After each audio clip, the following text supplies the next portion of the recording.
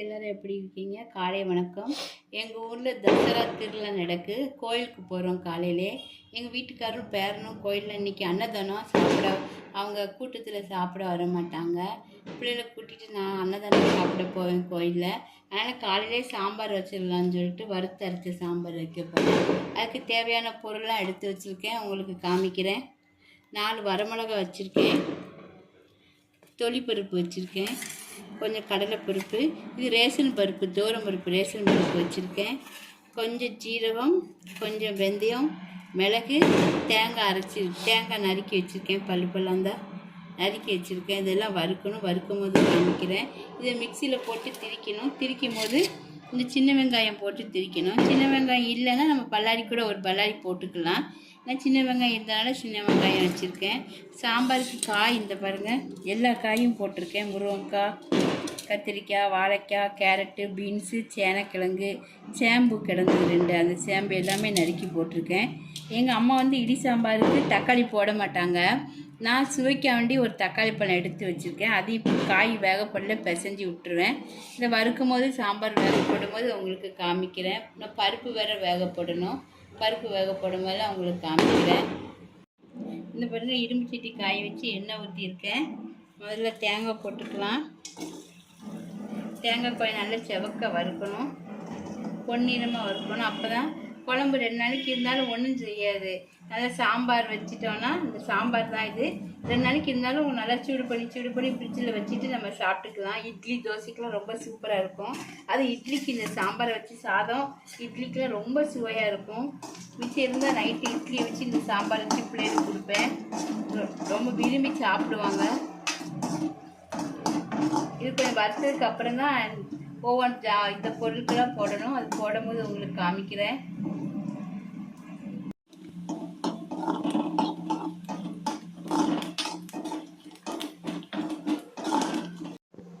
இந்த பாருங்க, நல்லா தேங்காய் வறுப்பட்டுட்டு நல்லா பொன்னிறமாக வந்துட்டு மிளகாத்தூள் போட்டுக்கலாம். அப்படி ஒவ்வொன்றா இதில் போட்டுடலாம்.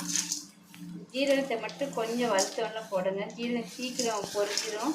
அதனால் ஜீரகம் மட்டும் கொஞ்சம் வறுத்ததுக்கப்புறம் நம்ம ஜீரகமும் வெந்தயம் போட்டுக்கலாம். வறுக்கும் போதே வாசனையாக இருக்கும், நல்ல சுவையாக இருக்கும், சாப்பிட்றதுக்கும்.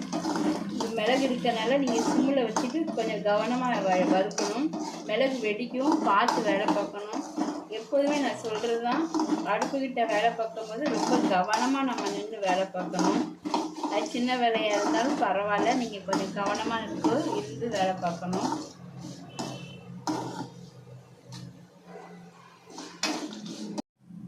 பெருங்காயத்தூள் அப்போ சொல்ல மறந்துட்டேன். கொஞ்சம் பெருங்காயத்தூள் போட்டுக்கலாம். வறுக்கும் போது கூடுதல் வாசனை கிடைக்கும், உடம்புக்கு ரொம்ப நல்லது. நல்லா வறுத்துட்டு அப்படியே இந்த ஜீரகமும் வெந்தயமும் இதில் பேசலாம். இந்த வீடியோவே கொட்டடிக்கிற பக்கத்தில் தான் கோயில் இருக்குது. கொட்டடிக்கிற சத்தம் உங்களுக்கு கேட்க பாருங்கள். நான் அந்த குழம்பு வச்சுட்டு சாதம் ரைஸ் குக்கரில் தான் வைப்பேன். வச்சதுக்கு அப்புறமேல கோயிலுக்கு கிளம்பிடுவேன். சாயந்தரம் கிடப்படெல்லாம் வரும். அப்போ அவங்களுக்கு வீடியோ எடுத்து என் பேரன் வீடியோ எடுத்து போஸ்ட் பண்ணி சொல்கிறேன்.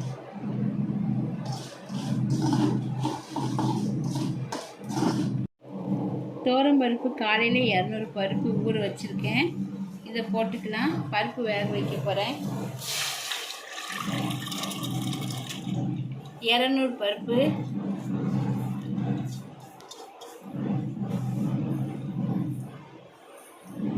நல்லா களைஞ்சி வேக வைக்கும் போதே மஞ்சத்தூள்லாம் போட்டு தான் ஊற வச்சுருக்கேன்.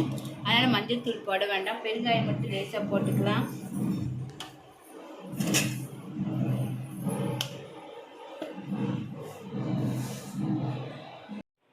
இந்த பாருங்கள், பருப்பு வேக வச்சா நல்லா வெந்துட்டு மொட்டு இந்த இப்படி இருந்தால் தான் நல்லாயிருக்கும். ரொம்ப குழஞ்சா நல்லா இருக்காது, கொழுன்னு ஆயிரும்.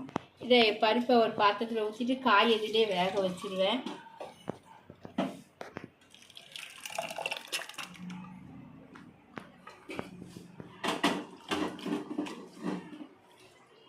காயெல்லாம் போட்டுட்டு அதுக்கப்புறம் தான் ஸ்டவ்வை பற்ற வைப்பேன். ஸ்டவ் பற்ற வைக்காமல் அம்மா காய் போடுதான்னு நினைக்காதீங்க. இந்த பாருங்கள், பருப்பு வச்சு குக்கர்லேயே காயெல்லாம் போட்டாச்சு. கொஞ்சம் மஞ்சத்தூள் போட்டுக்கலாம். மஞ்சத்தூள் போட்டுக்கிறேன். ஒரு நெல்லிக்காய் சைஸு, பெரிய நெல்லிக்காய் சைஸு புளி ஊற வச்சுருக்கேன். இந்த பாருங்கள், புளி ரொம்ப போட்டால் ரொம்ப புளிப்பாயிரும். இந்த அளவு போட்டு ஊற வச்சுருக்கேன். இது நல்லா வறுத்து வச்சது நல்லா ஆறிட்டு, இந்த பாருங்கள், பார்க்கவே நல்லா அழகாக தெரியும். சாப்பிட்டா இன்னும் சுவையாக இருக்கும். இதேமாதிரி நீங்கள் செஞ்சு வீட்டில் சாப்பிடுங்க. இட்லி தோசைக்குமே நம்ம சாப்பிட்டா ரொம்ப அது இட்லிக்கு ரொம்ப டேஸ்ட்டு அல்டிமேட்டாக இருக்கும். இதை ஆறிட்டு திரிக்கும் போது உங்களுக்கு காமிச்சு. ஃப்ரெண்ட்ஸ், இந்த பாருங்கள், மிக்சியில் எங்கள் மகா தான் திரிக்க போகிறாங்க. இதை திரிச்சிட்டு அப்புறம் தான் வெங்காயம் போடணும். திரிச்சிட்டு வெங்காயம் போடும்போது காமிப்பாங்க. இந்த பாருங்கள், காய் நல்லா வெந்துட்டு இனிமேல் தான் உப்பெல்லாம் போடணும், புளி ஊற்றணும். திரிச்சிட்டு இருக்காங்க என் பொண்ணு. மசாலா திரிச்சதுக்கு அப்புறம் தான் எல்லாம் போடணும். போடும்போது காமிக்கிறேன். இந்த பாருங்கள், இந்த அளவு திரிச்சா போதும். வெங்காயம் போட்டுடலாம். வெங்காயம் போட்டு திரிக்கணும். திரிச்சிட்டு ஒன்று காமிக்கிறேன் உங்களுக்கு. இந்த பாருங்கள், இந்த அளவு உப்பு போட்டுக்கலாம். இப்போ தான் உப்பே போடுதேன். புளி கரைச்சி வச்சுருக்கேன், அதையும் ஊற்றிக்கலாம். இப்போ பாருங்கள், திரிச்சி வச்சு எல்லாமே போட்டுடலாம். திரிச்சி வச்ச பொடி எல்லாமே போடும்போது இப்படி கொஞ்சம் ஊற்றி விட்டு போடுங்க. அப்போ தான் ஒன்று போட சேரும். நல்ல வாசனையாக நல்லா மணக்கிறது.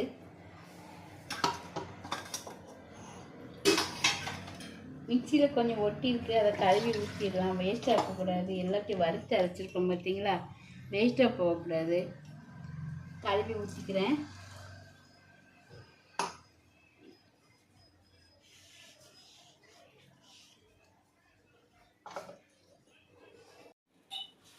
இந்த பாருங்கள், மசாலா எல்லாம் போட்டாச்சு, புளி ஊற்றியாச்சு, உப்பு போட்டாச்சு.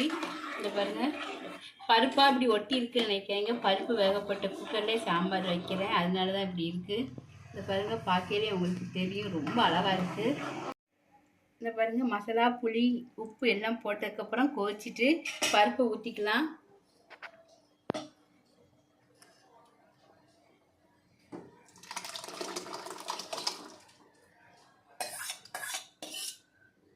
நீங்கள் நிறைய பேர் இருந்தீங்கன்னா இன்னும் கொஞ்சம் அளவு கூட்டிக்கோங்க. நான் ஒரு 5 பேருக்கு செய்கிற மாதிரி செஞ்சுருக்கேன், 5-6 பேருக்கு செய்கிற மாதிரி. ஆனால் இவ்வளோ குழம்பும் காலியாகாது. மதியம் நான் நைட்டுக்கு சேர்த்து வச்சுருக்கேன். இந்த பாருங்கள், மல்லியில் போட்டுக்கலாம். மல்லியில் போட்டாச்சு. இந்த தாளிச்சம் ஊற்றணும். பக்கத்து அடுப்பில் இரும்பு சட்டி வச்சுருக்கேன். எண்ணெய் காஞ்சிட்டு நம்ம ஏற்கனவே ஜீரகம் எதுவுமே போட வேண்டாம். ஜீரகம், வெந்தயம் எல்லாமே அதில் இருக்குது. இந்த பாருங்கள், வெறும் கடுகு மட்டும் போட்டு தாளிச்சா போதும்.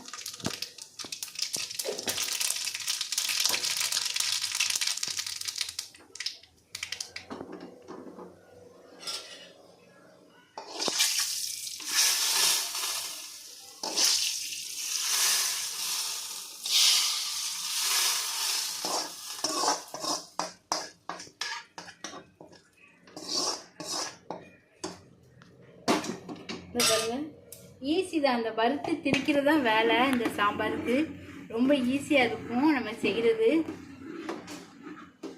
சமையலை வந்து நம்ம விரும்பி செஞ்சோன்னா அதே டேஸ்ட்டு அப்படியே வெளியே எல்லாத்துக்கும் காமிச்சு கொடுக்கும். நம்ம செய்கிறது தான் இருக்குது.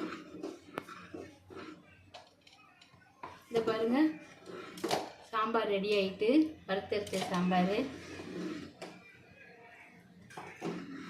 நீங்களும் வச்சு வீட்டில் சமைச்சு சாப்பிட்டு பாருங்கள். இந்த வீடியோ பிடிச்சிருந்தா லைக் பண்ணுங்கள். இந்த பாருங்கள், என் வீட்டுக்காருக்கு இன்னைக்கு தோசை தான். காலையில் என் வீட்டுக்காரர் சாப்பிட போகிறாரு. தோசை வச்சு சட்னி வச்சுருக்கேன். இந்த சாம்பாரும் கொஞ்சம் ஊற்றுறேன்.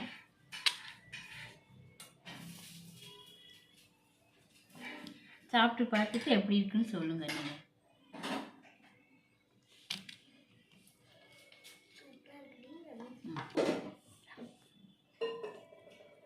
எப்படிங்க இருக்குது சாம்பார்? சாம்பார் நல்லா இருக்குமா? ஒன்றே மாதிரி இருக்குமா?